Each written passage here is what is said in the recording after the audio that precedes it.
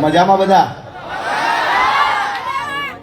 તો બધા ડાયરાને ઝાઝાથી રામ રામ, માતાઓ બહેનોને મારા પ્રણામ, જય શ્રી કૃષ્ણ.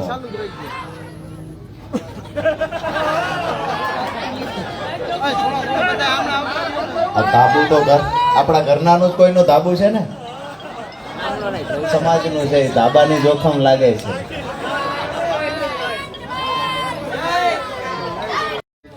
અને આપણા સૌના લાડકવાયા વિસાવદરના ધારાસભ્ય ભાઈ શ્રી ગોપાલભાઈ ઇટાલિયા, સાથે જ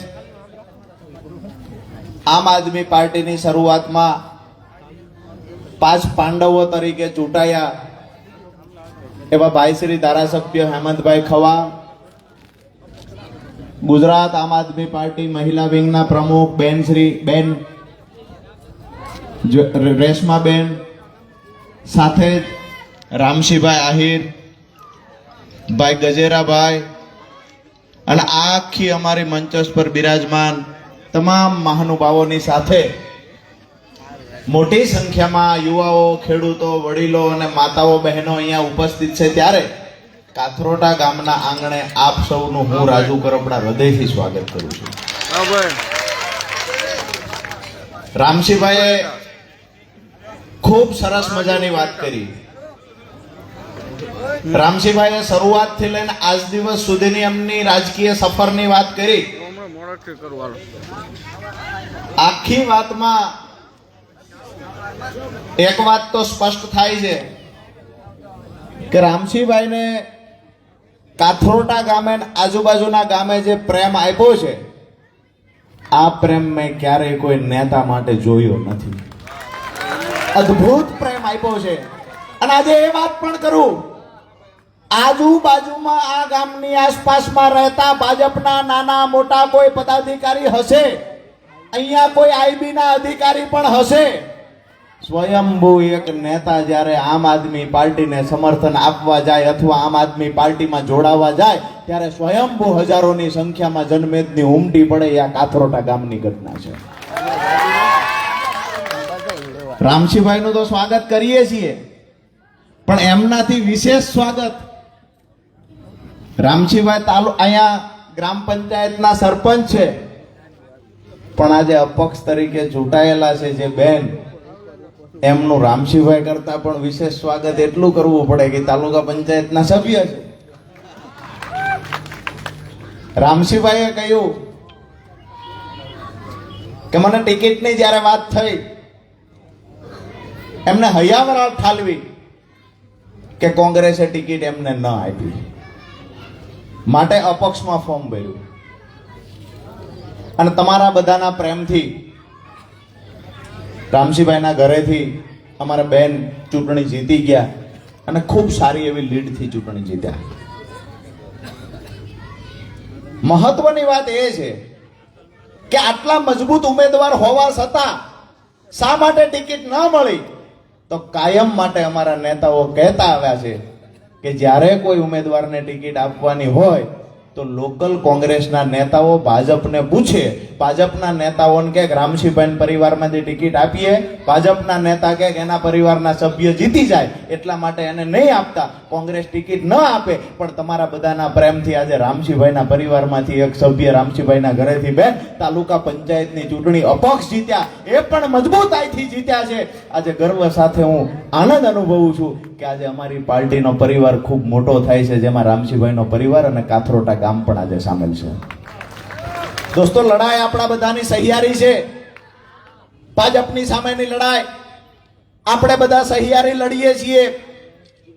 દરેક ઘરમાંથી કાંઈક ને કાંઈક પીડા છે, દરેક પરિવાર પીડાય છે. આજે મારે તમારે મળવાનું થયું છે, શા માટે મળ્યા છીએ? ક્યાંક ને ક્યાંક આપણા ઘરમાં પણ પીડા છે. પ્રશ્ન બધાના ઘરમાં અલગ અલગ છે.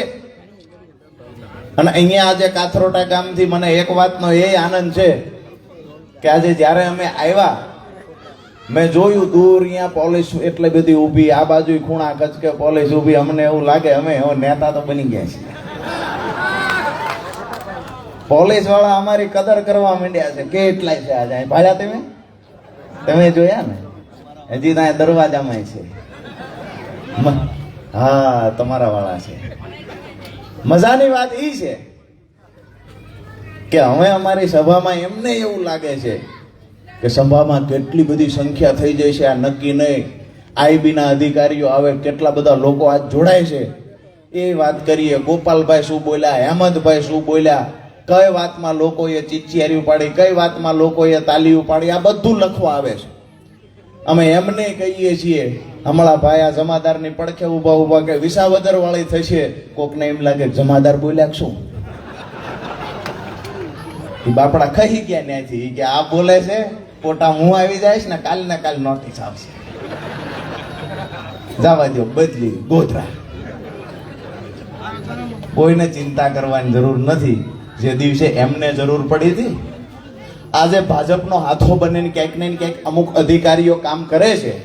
અમે એવું કાયમ માટે હું કહેતો આવ્યો છું કે નાના નાના પોલીસ કર્મચારી હોય, નાના નાના અધિકારી હોય, અને આમ આદમી પાર્ટી પસંદ છે, એને આ ભાજપની તાનાશાહીથી વિરોધ છે.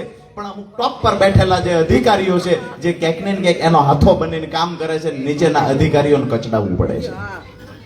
આમ આદમી પાર્ટીને એટલા માટે પ્રેમ કરે છે કે જે દિવસે પોલીસ કર્મચારીઓને પણ જરૂર પડી, સિગરેટ પેની એમની પણ લડાઈ ચાલતી, ત્યારે સૌથી મોખરે આવીને એમના માટે કોઈ લડ્યું હોય તો આમ આદમી પાર્ટી લડી છે.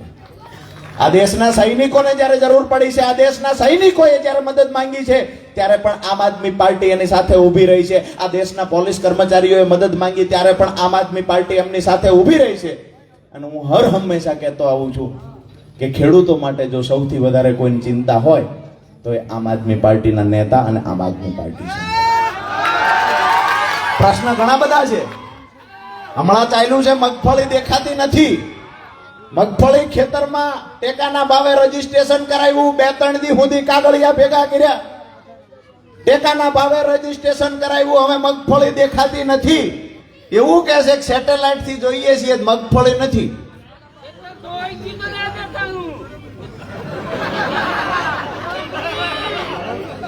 ભાઈ કહે મેં ગાંજો વાવ્યો છે, દેખાય નથી. વાત એ છે કે બીજા કાંઈ છોડ હશે તો દેખાઈ જશે. બાતમીના આધારે બેને કહ્યું એમ, કોરોના કાળમાં તમે ધાબા ઉપર ભજીયાનો તાવડો મૂકતા દીએ પોલીસને ખબર પડી જતી, પણ મગફળી દેખાતી નથી. ખેતરમાં રહેલી મગફળી દેખાતી નથી. એટલા માટે દેખાતી નથી કે જેને ચૂંટાઈને મોકલ્યા છે એ અત્યાર સુધી તો એવું માનતા હતા કે બેરા થઈ ગયા છે, મૂંગા થઈ ગયા, આપણા માટે બોલતા નથી, આપણો અવાજ એના કાને જતો નથી, બેરા થઈ ગયા છે. પણ આજે કાથરોટા ગામના આંગણેથી કહું છું, સત્તામાં રહેલા ભાજપના તાલુકાના નેતા, જિલ્લાના નેતા, ધારાસભ્ય અને સાંસદ સભ્ય બેરા મૂંગાની સાથે આંધળા પણ થઈ ગયા છે. જે લોકોને અમારી મગફળી દેખાતી નથી, ઓફલાઈન રજીસ્ટ્રેશનના નાટકો ચાલુ કરવામાં આવ્યા. તમે એક વખત કલ્પના તો કરો, 45 ડિગ્રી તાપમાનની અંદર એક વખત ખેડૂતના ખેતરમાં જાય પાવડો લઈને નાકા વાળવાની કોશિશ કરો, ત્યારે ખબર પડે ખેડૂતની પીડા શું છે. કડકડતી ઠંડીની અંદર પણ અમારો ખેડૂત બાપડો જીવજંતની વચ્ચે રહીને ઢીચણમાં પાયસા ચડાવીને કામ કરતો હોય છે. એ સમય આ તમારો વિસ્તાર, આજુબાજુમાં ગોપાલભાઈ જે વિસ્તારમાંથી આવે છે, વિસાવદર વિધાનસભાનો વિસ્તાર, જ્યાં જંગલી જાનવરનો પણ ત્રાસ છે, મોતના મુખમાં રહી અને ખેડૂત કામ કરે, પણ એ ખેડૂતની પીડા સમજવા માટે સત્તામાં કોઈ નેતા નથી. ભાજપના નેતાઓ એવું કહે છે, પ્રશ્ન વાળાનો હામૈયા કરીને સ્વાગત કરવાનું. બોલો.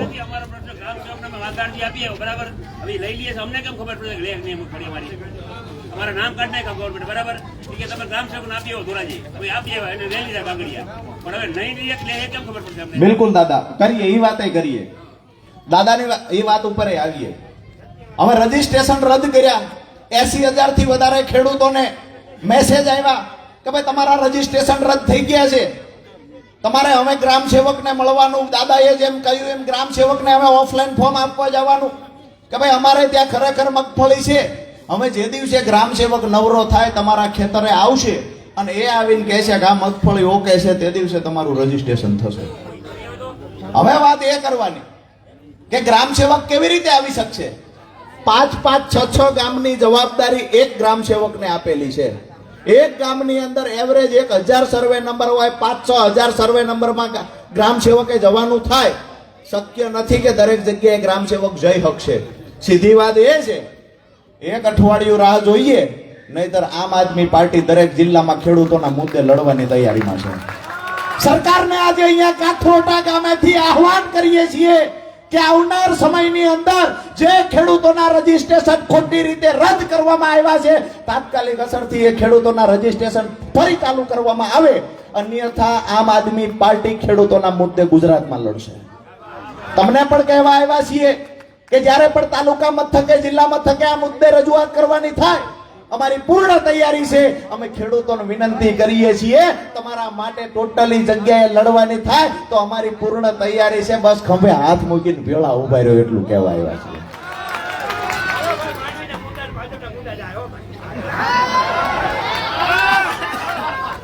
દાદાએ કીધું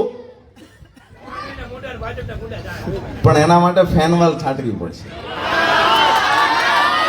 એને કીધું કે માંડવીના મુંડા ને ભાજપના ગુંડા બગાડવાના છે, પણ વાત એ છે કે કમળનો નાશ કરવા માટે મોનોકોટો ખૂબ છાંટી, અમે ફેનવાલ છાંટો ફરીને તરી વરો ઉગવું ન જોવે.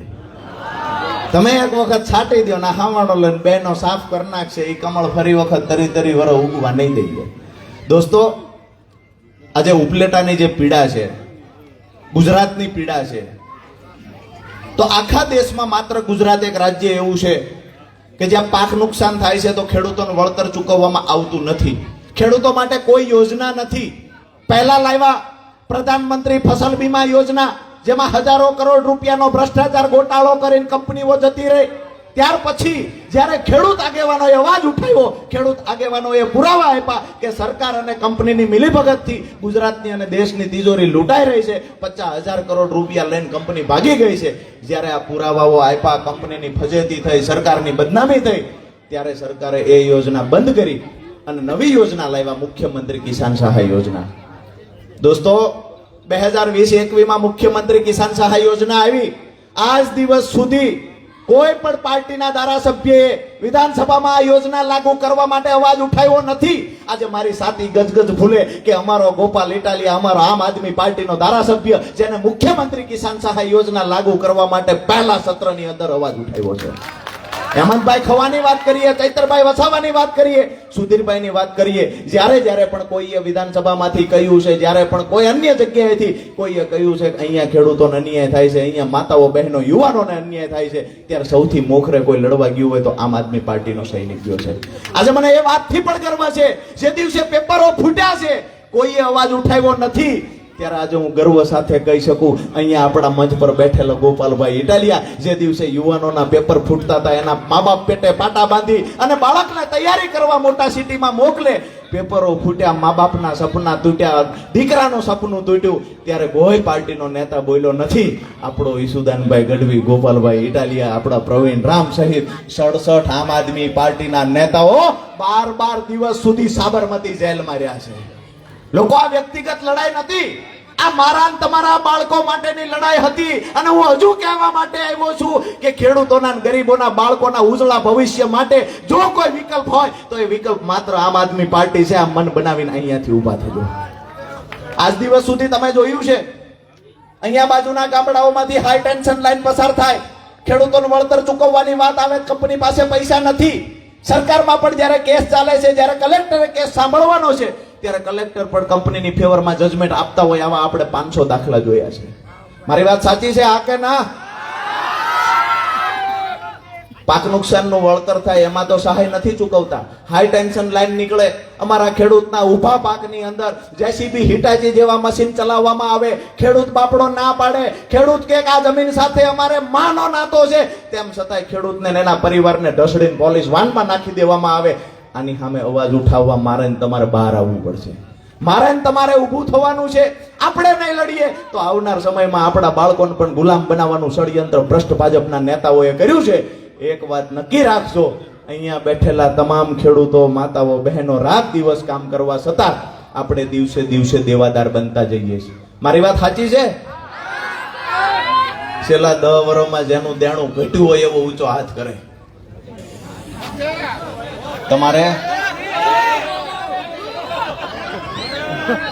તમારું વધુ છે. વાત એ છે, દર વર્ષે આપણું દેણું વધતું જાય છે. કેમેરાવાળા ભાઈઓને કેવી અમારે ગામમાં દીકરા દીકરીઓની હગાઈ હગ પણ કરવાના હોય, દેણાવાળી વાત કાપી નાખજો. પાડોશી ગામને ખબર પડે ખાલું કાથરોટા સભામાં આવ્યા હતા બધા દેણાવાળા છે, એટલે આ કેમેરામાંથી કાપી નાખજો. સમાચાર વાળાને કેવી તમે કાપી નાખજો. આપણે તો શું છે, ધોલ મારીને મોઢું લાલ રાખવાનું છે. દેણું નથી વાતો કરવાની, ઘરનું રૂડું દેખાડવા માટે. દોસ્તો વાસ્તવિકતા એ છે, દિલની વાત કરું, કે આપણા બે હગા આવે અથવા આપણા ઘરે પ્રસંગ હોય, એ આપણા ઘરનું રૂડું દેખાડવા માટે ક્યાંક ને ક્યાંક દેણું કરી અને મકાનને પ્લાસ્ટર કરાવીએ, ટાઇલ્સના 2 કટકા ચોંટાડવી છીએ, મોભારો બદલાવી છીએ, અને દીકરીના લગ્ન હોય તો દીકરીના લગ્નમાં કાંઈક સારું દેખાય એના માટે 5 જોડી વધુ કપડાં લઈએ છીએ. પણ આ બધુંય ક્યારે કરીએ છીએ? જેને પ્રસંગ ઉકેલ્યો હોય છેલ્લા 2 વર્ષમાં, એના ઘરે જઈને એક વખત પૂછજો. ઘરમાં એક બાજુ લગ્નનો ઢોલ વાગે છે, લગ્ન લખાય છે, અને બીજી બાજુ એ દીકરીની માં હોય, અથવા તો દીકરાના લગ્ન હોય દીકરાની માં હોય, એ પોતે પોતાનું ઘરાણું માનીને દુકાને ગીરવે મૂકવાનું કા વેચવા જાય છે. મારું ઘરાણું ભાંગી દો પણ મારે દીકરાને વહુ ચડાવવું છે.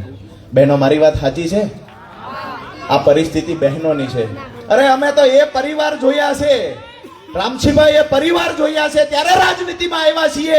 એક બાજુ લગ્ન લખાણા હોય, ઘરમાં ઢોલ વાગતો હોય, બીજી બાજુ દીકરાનો બાપ ગામમાં વ્યાજે પૈસા ગોતતો હોય ને પોતાના વિખા ઓછા કરવા માટે બહાર નીકળે. આ પીડા દીકરાનો બાપ સમજી શકે. અમે એ કહીએ નેતાઓને કે જે જમીન અમે વેચવા મજબૂર થઈએ છીએ, જે જમીનની અંદર તમે હાઈ ટેન્શન લાઈન પસાર કરો છો, અમને વળતર ચૂકવતા નથી, એ જમીનને અમે એટલો પ્રેમ કરીએ છીએ જેટલો પ્રેમ તમે તમારી માને નહીં કરતા હોય. આ પ્રેમ અમે અમારી ધરતી માતાને કરીએ છીએ. અમારા બાપ દાદાઓ આ જમીનમાં ઉછરીને મોટા થયા છે. અમારું ગુજરાન ચલાવતી હોય તો આ ધરતી માં અમારું ગુજરાન ચલાવે છે. અમારો ખેતીનો ધંધો વર્ષોથી ભાજપનું શાસન આવ્યું ત્યારથી ખોટમાં જાય છે, તેમ છતાંય અમારી માં છે ને, એટલે અમે હિસાબ નથી કરતા, હજુ અમે ધંધો કરી દઈએ છીએ. ક્યારેય માં પાસે પૈસાનો હિસાબ ના હોય. આપણી જમીન બચાવવા, આપણી જમીનને ટકાવવા માટે થઈ અને આપણે સતત સંઘર્ષ કરતા જઈએ છીએ. પણ હવે એક વાતની હદ આવી ગઈ છે. આપણે આજ દિવસ સુધી દેણા ભોગવા, દેણું ભર્યું, વ્યાજ ભર્યું, આપણા બાપ દાદાઓએ વ્યાજ ભર્યું, દેણું ભર્યું. આવનાર સમયમાં આપણા દીકરાને કોઈનું દેણું ન ભરવું પડે એટલા માટે એક વિકલ્પ આમ આદમી પાર્ટી છે. અને આવનાર તાલુકા જિલ્લા પંચાયત ચૂંટણી હોય કે 2027ની ચૂંટણી હોય, આજથી મન બનાવી લેજો કે આપણા બાળકના ઉજળા ભવિષ્ય માટે, આપણી ખેતી બચાવવા માટે, આપણા ખેડૂતોને દેણામાંથી બહાર કાઢવા માટે અને દરેક ખેતર સુધી સિંચાઈનું પાણી પહોંચાડવા માટે આમ આદમી પાર્ટી સાથે ઊભું રહેવાનું છે. એક ખેડૂતના દીકરા તરીકે મારી તમારી નૈતિક જવાબદારી બને છે. એક ખેડૂતના દીકરા તરીકે આપણી જવાબદારી એ બને છે કે ખેડૂતો માટે, ગરીબો માટે જે પાર્ટી લડે છે અને જે પાર્ટીના નેતાઓ ભાજપની સામે સરેન્ડર નથી થતા, એ પાર્ટી એટલે આમ આદમી પાર્ટી. અને આપણા બધા માટે જ્યારે આમ આદમી પાર્ટી લડતી હોય તેની ભેગા ઉભા રહેવાની જવાબદારી આપણી બને છે. આજે ઘણા બધા નેતાઓ કહેતા હોય કે આમ આદમી પાર્ટીના નેતા તો જેલમાં જાય છે, આમ આદમી પાર્ટીના નેતા પર કેસ કરવામાં આવ્યો, ઘણી બધી વાતો થાય છે. અમે તો એ કહીએ છીએ, જ્યારે મને કોઈ પૂછે કે તમારા નેતા જેલમાં કેમ જાય છે, દિલ્હીમાં અરવિંદ કેજરીવાલજી થી લઈને અહીંયા ચૈતરભાઈ વસાવા સુધી તમામ નેતાઓને એક પછી એક જેલમાં પૂરવામાં આવે. મને કોઈ પૂછે એને હું કાયમ માટે જવાબ દઉં છું કે અંગ્રેજોની સામે જેથી દેશ બચાવવા માટે ક્રાંતિકારીઓ લડતા ને, એ ક્રાંતિકારીઓ જેલમાં જતા હતા. જેલમાં કોણ નતું જતું? જેલમાં કોણ નથી ગયું? જે અંગ્રેજોના ખોળે બેસી ગયા હતા, દેશ વેચવાની ફિરાકમાં હતા, એ લોકો જેલમાં નથી ગયા. આજે કોંગ્રેસનો એક પણ નેતા જેલમાં નથી જતો. સમજવા જેવી વાત છે. આમ આદમી પાર્ટીના નેતાને શા માટે દબાવવાના પ્રયત્ન થાય? અમે હસવા જેવી વાત છે.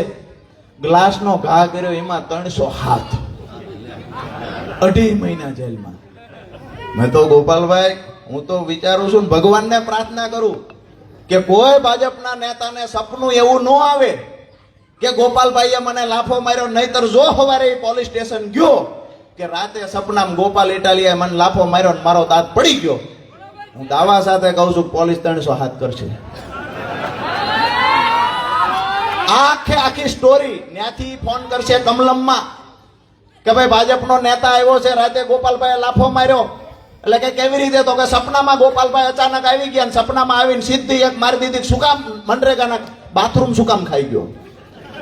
મનરેગાનો રોડ શું કામ ખાઈ ગયો?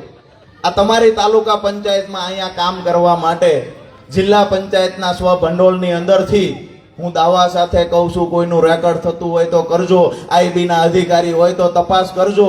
અહીંયા 18%, 20% જેવું પહેલા મેં તો એવું સાંભળ્યું છે હેમંતભાઈ કે ગ્રાન્ટો આપવામાં પછી ભ્રષ્ટાચાર થાય, જ્યારે ગ્રાન્ટ વપરાય ત્યારે. રાજકોટ જિલ્લામાં તો નવી પ્રથા છે કે તમને ગ્રાન્ટ આપ્યા પહેલા 18% ને 20% પહેલા આપી દેવાના, પહેલા એડવાન્સ આપી દેવાના, પછી તમને ગ્રાન્ટ મળે ને પછી ગ્રાન્ટ વાપરો ને પછી એમાંથી મજા કરો. બ્લોક ખાવા હોય ખાઓ, હરિયા ખાઓ, બાથરૂમ ખાઓ, કોઈ જાતની ના નથી, બધું ખાઈ જવાનું. એમાં ભાજપમાં જવું પડે. બચાવવા માટે ઘણા બધા ઓલે ટીવીમાં જાહેરાત આપતા હોય છે, એક બે હીરો હિરોઈન આવે, પેલો પાવડર લે, પેટ સફાન, હરરોજ દફાન, એની જાહેરાતો આવે છે. હું તો એ કહું છું, ભાજપના નેતાને જઈને મળો, એ કયો પાવડર ખાય છે, એમાં લાકડા, લોટા, નાળા, બાથરૂમ બધું પાચન થઈ જાય, કાંઈ અપચો થતો જ નથી, બધું ખાઈ જાય. વાત એ છે આપણી કે આ વિસ્તારની આ પરિસ્થિતિ છે. આ વિસ્તારની અંદરથી ભ્રષ્ટાચાર મોટા પ્રમાણમાં થાય છે, રોડ રસ્તા તૂટેલા છે, ખેડૂતોના નામે તો ઘણી બધી વાતો થાય છે, પણ ખેડૂતોની ખરેખર વાસ્તવિક સ્થિતિ એ છે, દિવસે દિવસે દેણું વધતું જાય છે, જમીનોના ટુકડા નાના થતા જાય છે. આ બધાની અંદરથી બહાર નીકળવા માટે થઈ અને આપણે બધા આજે મળ્યા છીએ. હું તમને મારી વાત પૂરી કરતા પહેલા વિનંતી કરું છું કે આવનાર સમયમાં જેવી રીતે અહીંયા ભેગા થયા છીએ, આપણા સગાવાલા, લાગતા વળગતા બધાને ફોન કરીએ કે હવે ખેડૂતો માટે, ગરીબો માટે, ખેડૂત અને ગરીબને એક મંચ પર લાવી, જ્ઞાતિ જાતિની બહાર આવી અને જો કોઈ લડતું હોય તો આમ આદમી પાર્ટીનો નેતા લડે છે. અને આમ આદમી પાર્ટીના નેતાને ક્યારે એમ ન લાગવું જોઈએ અમે એકલા છીએ. મારી વાત હતી ગોપાલભાઈ વાળો કેસ અધૂરો રહ્યો. ગોપાલભાઈએ રાતે સપનામાં લાફો માર્યો. ભાજપના નેતા ગયા પોલીસ સ્ટેશને, એને પોલીસે કમલમમાં ફોન કર્યો કે ગોપાલભાઈ વિસાવદર વાળા ધારાસભ્ય અહીંયા આવીને ભાજપના નેતાને સપનામાં લાફો માર્યો છે. એને કીધું સરકારી વકીલને પૂછી લેવી. એ સરકારી વકીલને પૂછવા ગયા. ત્યાંથી એવું તૈયાર થયા. ચૈતરભાઈમાં થયું એટલે કહું છું, કાંઈ ખોટી વાત નથી કરતો. ભગવાનને પ્રાર્થના કરીએ, ખોડિયારમાંના ચરણોમાં પ્રાર્થના કરીએ કે ખરેખર આવું સપનું ન આવે. હવે એ ત્યાંથી એફઆઈઆર તૈયાર થઈને આવે, કહેવામાં આવે ભાજપના નેતાને કયો સહી કરે, એફઆઈઆરમાં લખેલું આવે કે ભાઈ ગોપાલભાઈ ઇટાલિયાએ રાતે સપનામાં લાફો માર્યો અને દાંત પડી ગયો. જો હાચુકા લાફો માર્યો હોત ને દાંત પડી ગયો હોત, ટાઈમે દવાખાને ન પૂગ્યા હોત તો ખરેખર દાંત પડ્યો એટલે 307 થવી જોઈએ. આમ આદમી પાર્ટીના નેતા હોય એટલે 307 થી હેઠળની કોઈ કલમ જ લાગુ ન પડે. અમારે મયુરભાઈ સાકરિયા એક ભાઈનો કોલર પકડ્યો, એમાં 307 થઈને 3 મહિને જામીન મળ્યા. ચૈતરભાઈને ગ્લાસ ફેંકવા 2 મહિના થયા, હજુ જામીન મળ્યા નથી. દોસ્તો, વાત એ છે કે કાંઈક તો છે આમ આદમી પાર્ટીના નેતામાં. આમ આદમી પાર્ટીના 35, 40, 45 વર્ષના યુવાનો મેદાનમાં ઉતર્યા છે, એમાં કાંઈક તો દમ છે. એટલા માટે કહી શકાય કે આજે જેલથી દરેક લોકો ડરતા હોય છે. અમે ભ્રષ્ટાચાર નથી કર્યો, અમે કૌભાંડ નથી કર્યું, અમે 2 રૂપિયા કમાણા નથી, તેમ છતાંય ભાજપની આંખમાં આંખ નાખી અને લડીએ છીએ. અહીંયા અમે કાંઈ કમાણા નથી, એટલા માટે જ અમને ભાજપ દબાવી શકતું નથી. બીજું કોઈ હથિયાર બચ્યું નથી. ત્યારે પોલીસને આગળ કરી જૂઠા કેસમાં ફસાવવાના પ્રયત્ન થાય છે. આવનાર સમયમાં આપ સૌના આશીર્વાદ થકી આ લડાઈને મજબૂતાઈથી લડતા જશું. અપેક્ષા એક જ રાખીએ છીએ, જેવડી લડાઈ લડવાની થાય એ અમારી તૈયારી છે. પોલીસના દંડામાં તાકાત હોય ને એથી અમારા બરડામાં તાકાત વધારે છે. જેવડી પણ લડાઈ લડવાની થાય અમારી તૈયારી છે. તમારી પાસે અપેક્ષા એ રાખો આવ્યો છું કે ખરેખર જ્યારે જરૂર પડે તેથી ખંભે હાથ મૂકીને એવું કહેજો કે અમે ખેડૂત ગરીબ બધા તમારી હારે ઊભા છીએ. આમ આદમી પાર્ટીનો નેતા એકલો નથી. મારી વાત પૂરી કરતા પહેલા ભારત માતાની જય ઘોષ એવી રીતે બોલાવીએ કે ખરેખર ખેડૂતમાં અને ગરીબોમાં આવનાર સમયમાં પરિવર્તન લાવવા માટેનો જુસ્સો જે છે એ જુસ્સો અને આક્રમકતા દેખાવી જોઈએ. બોલો ભારત માતા કી જય જવાન, જય જવાન. આપ સૌનો હૃદયથી ખૂબ ખૂબ ખૂબ ખૂબ આભાર.